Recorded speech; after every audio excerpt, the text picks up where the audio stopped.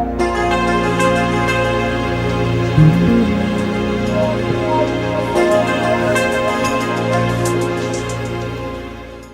before you do any bench pressing, we're going to get your rotator cuff muscles warmed up. Your rotator cuff muscles sit underneath your main deltoid muscle. So your deltoid has 3 heads: anterior, lateral and posterior head. It's one muscle. And what happens when we do our shoulder presses and our bench presses and our deadlifts and our rows and our pull-ups and everything is you strengthen that big muscle on top, your deltoid, but we can injure the smaller muscles underneath, or they can get extremely weak over time, especially if we injure them and we never recover them properly, repair them properly. So the very first thing you want to do before you do any bench pressing is you want to get your rotator cuff warmed up. So all you do is you set up a cable machine and you set it up in line with your belly button, and then what you want to do is step out so that your elbow is to your side and you're a couple of inches away from your body. From there, the aim is your shoulder stays still, your elbow stays still, your hand rotates into your belly button. So with this, we're not going for absolute failure. You're only working to warm it up, so you're working for 15 to 20 reps and you're doing 2 to 3 sets. So let's see the other side, set it up, step away, shoulder in place.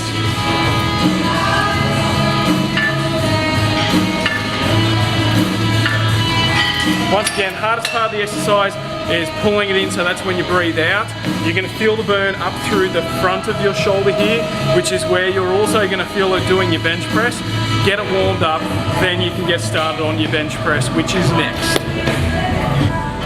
Okay, Super Dad, so you have warmed up your rotator cuff, you're ready for the bench press. A couple of key techniques with this. The very first thing you need to do is set your eyes up underneath the bar. Okay, that's going to allow you enough room to take it off and start bench pressing. The next thing you need to do is you need to make sure that your shoulders are dropped back and down underneath you. So just to show you sitting up, it looks like that. You're trying to arch your lower back off the bench as much as you can so that you feel pressure through your shoulder blades, so that you feel pressure through your head, because you don't want to be one of those peacocks in the gym that lifts their head up when you do your dumbbell or barbell bench press. Keep your head into the bench to support your neck. Keep the support going through your shoulder blades and keep them in place. If you're pushing out too far, you're going to lose that contraction of your rhomboids, which are basically what keeps you in that position. You want to keep them tight towards the middle of your spine, okay? And you want to make sure that you've got a good solid base for your feet. Don't go kicking your legs around all over the place.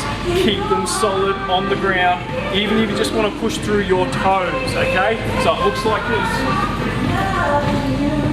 So your grip, we're going to go, you've normally got a groove on the bar.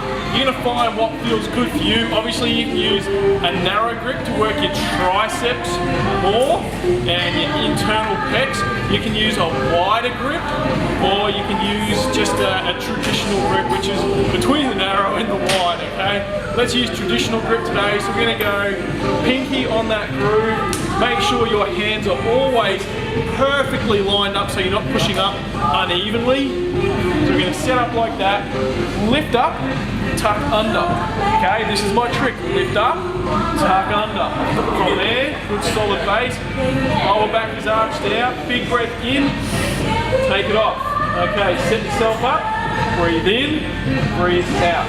Breathe in, breathe out.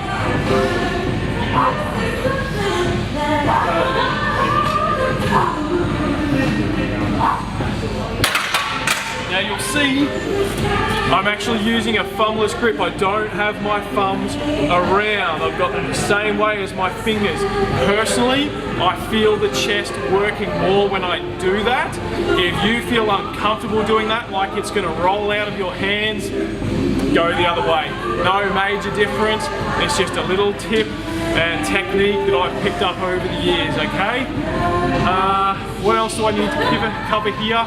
We've covered the arch in your lower back. We've covered a good solid base to push through. We've covered pushing your chest out and dropping those shoulders back and down underneath you. And we've covered keeping your head down and your feet on the floor. I think that's it. If I haven't covered something, then I'll write it in the comments.